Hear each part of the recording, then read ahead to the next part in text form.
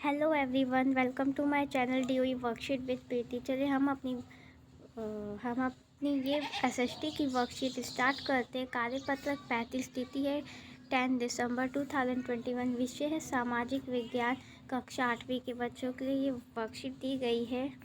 पाठ 9, राष्ट्रीय आंदोलन का संगठन 1918 के दशक से 1947 तक। इसी पाठ 9 को ही हम कंटिन्यू करेंगे। वर्कशीट स्टार्ट करने से पहले अगर आपने अब तक मेरे चैनल को लाइक और सब्सक्राइब नहीं किया तो कर दीजिए। असहयोग आंदोलन। असहयोग आंदोलन होता क्या है? असहयोग आंदोलन जैसे ब्रिटिश सरकार की किसी भी क्षेत्र में सहयोग ना करना, उसे ही कहते हैं असहयोग आंदोलन।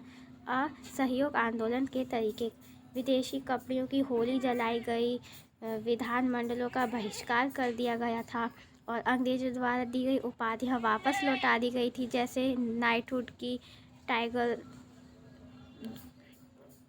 विद्यार्थियों द्वारा सरकारी स्कूल कॉलेजों का बहिष्कार किया गया था और वकीलों ने वकालत करनी छोड़ दी थी।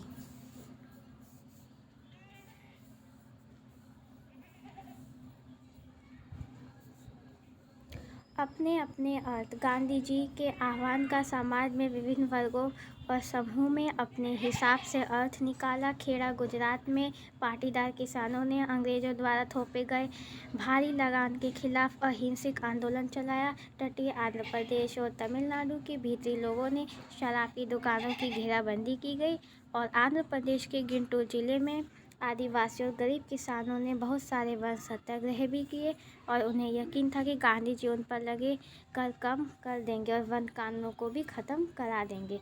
सिंध मौजूदा पाकिस्तान में मुस्लिम व्यापारी और किसान खिलाफत के आह्वान पर उत्साहित से। और नेक्स्ट, बंगाल में खिलाफत असहयोग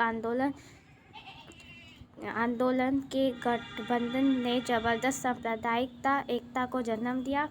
बंगाल में जो खिलाफत आंदोलन हो रहा था और यहाँ पे असहयोग आंदोलन हो रहा था, उनका हिंदू और मुस्लिम की एकता को जन्म दिया। और पंजाब में सिखों की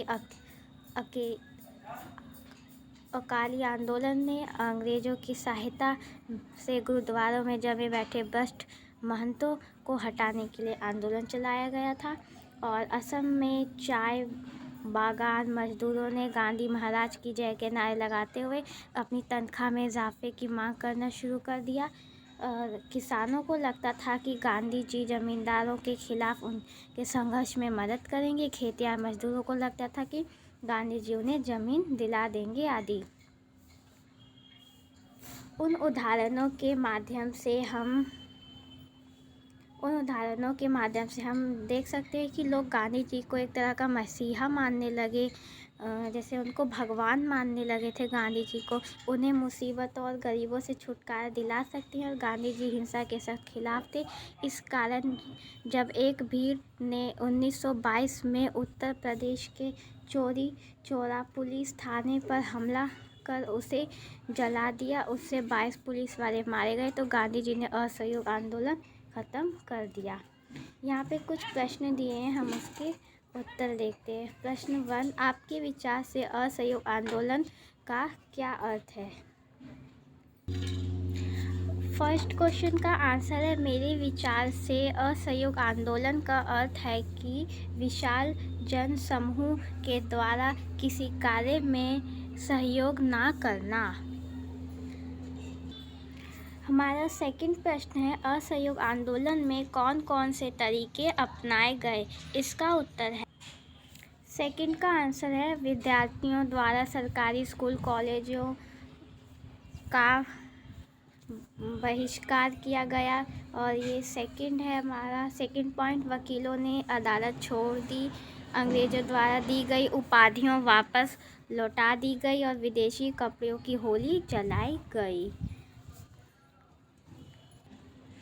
थर्ड प्रश्न है हमारा, गांधी जी के आह्वान का समाज के विभिन्न वर्गों और समूह में अपने हिसाब से अर्थ निकाला।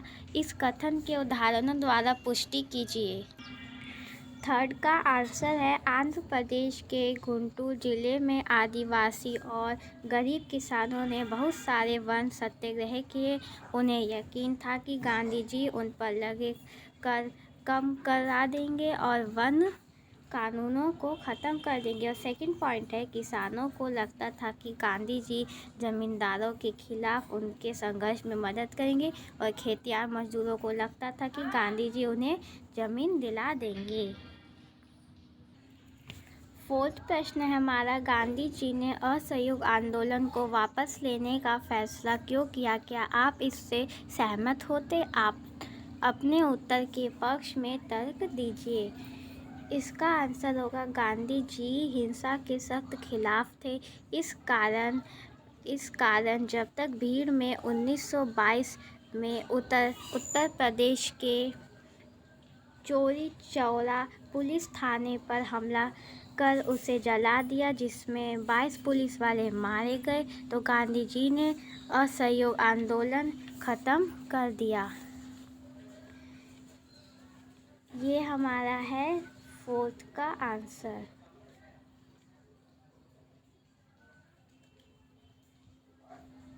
और उसमें पूछा गया क्या आप सहमत हैं?